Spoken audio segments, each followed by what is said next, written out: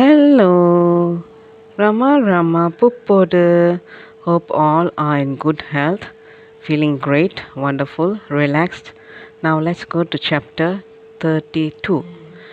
First part, Nilkant Hill, first attempt.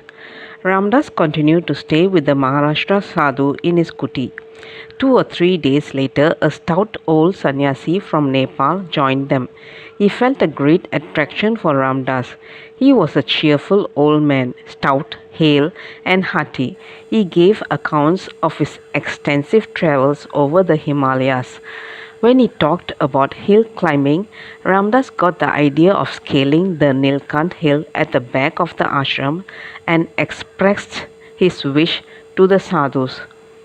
I tried once to go up the hill, Swami, said the Nepali sadhu, but as I could not find the way, I had to give up the enterprise.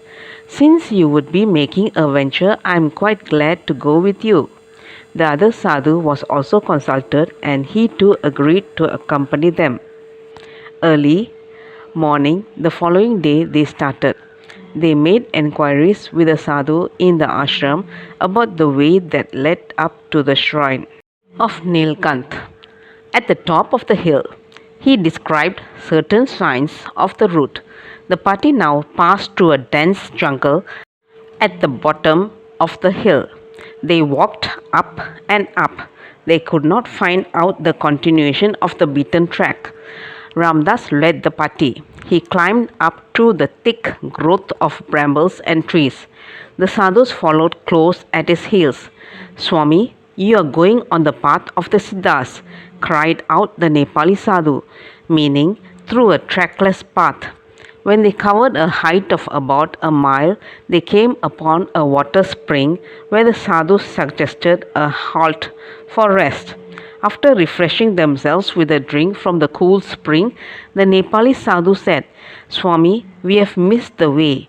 No good going further up. Let us retrace our steps to the ashram.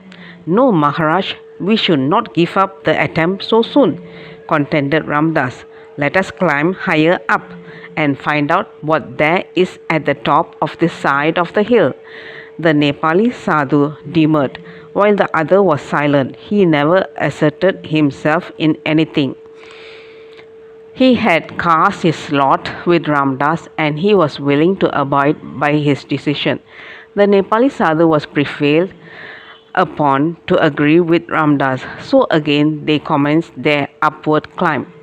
All through, Ramdas cut almost a direct upward path. He had no patience with winding ways. The Nepali, who had a long stick which he used to good effect, was trudging from behind, grasping for breath.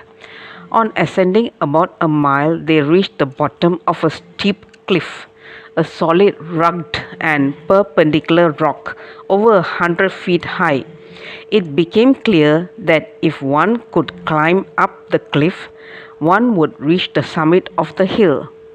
The sadhus rested at the base of the cliff. The Nepali now, with a breath of relief, said, Swami, now at least we can return since further progress in this direction is impossible.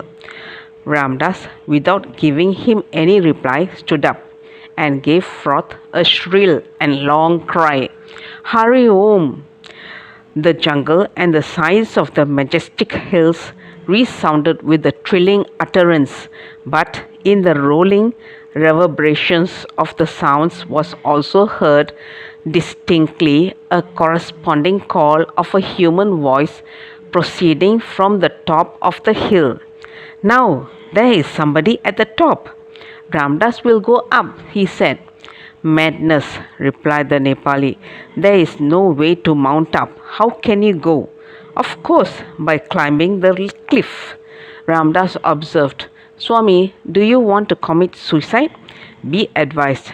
Don't make your life so cheap and throw it away. Ramdas heeded not. He directly bounded towards the threatening rock.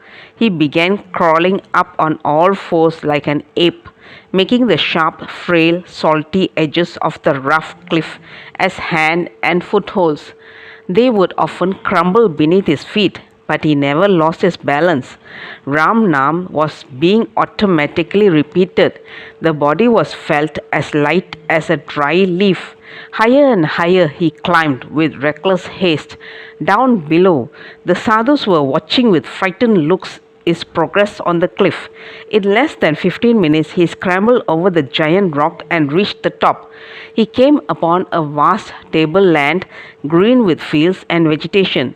He saw also a small hut at a short distance and a hill woman attending on a few cows grazing on the pasture. When she saw Ramdas, she threw up her hands and cried in terror, go away, don't come near me. Mother, which is the way to Nilkant? Ramdas asked. It is far away from here. It is on the other corner of the hill, she replied in a trembling voice. Ramdas turned in the direction pointed by her outstretched finger and faced a dense and dark forest. If Ramdas walked through this forest, he could come by the shrine Nilkant at the other end of the hill. The long distance spoken of by the mother signified miles of forest. He was prepared for the task. He would get the opportunity to come face to face with the wild beasts of the jungle. It presented to him a most tempting situation. He knew that it was a daring venture in which life and death had to be counted as light as straw. He had also heard that naked Siddhas roamed over these hills. Ramdas would have dared Darshan and company. He looked down from where he was. The sadhus, who appeared small in size from that height, were awaiting Ramdas' return. At the top of his voice, Ramdas shouted to them to climb up to where he was, and also wildly beckoned them to do so. We can't do it, came the voice from the Nepali. Come down yourself, don't lose time. Turn back, both of you, replied Ramdas. He intends going to Nilkant. No, I will not return without you. For God's sake, come down. And the old man, the Nepali, danced in excitement, moving his arms like a windmill and showing by such gestures the force and urgency of his call. Now Ramdas was in a dilemma. A moment's thought and the Nepali conquered. Ramdas descended, slipped down by a dangerous slope by the side of the cliff. In 10 minutes, Ramdas was with them again. The old man embraced him through excess of joy, his eyes filled with tears. Now they rested for some time at the spring where the Maharashtra sadhu prepared tea in the lota belonging to the Nepali, who carried in his joli some jaggery and a few tea leaves. The time was about 4 o'clock. Let us hurry down, suggested the Nepali with fearful concern. You know, as the evening sets in, wild beasts saunter out of the layers for quenching their thirst at the spring. So the party walked on at a brisk pace.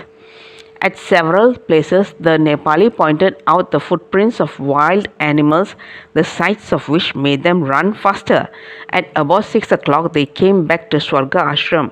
The Nepali was by now utterly exhausted.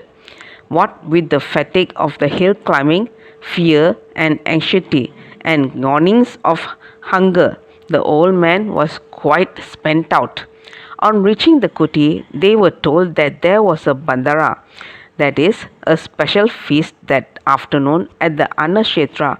Ramdas ran up to the Kshetra and begged food for the 3 sadhus.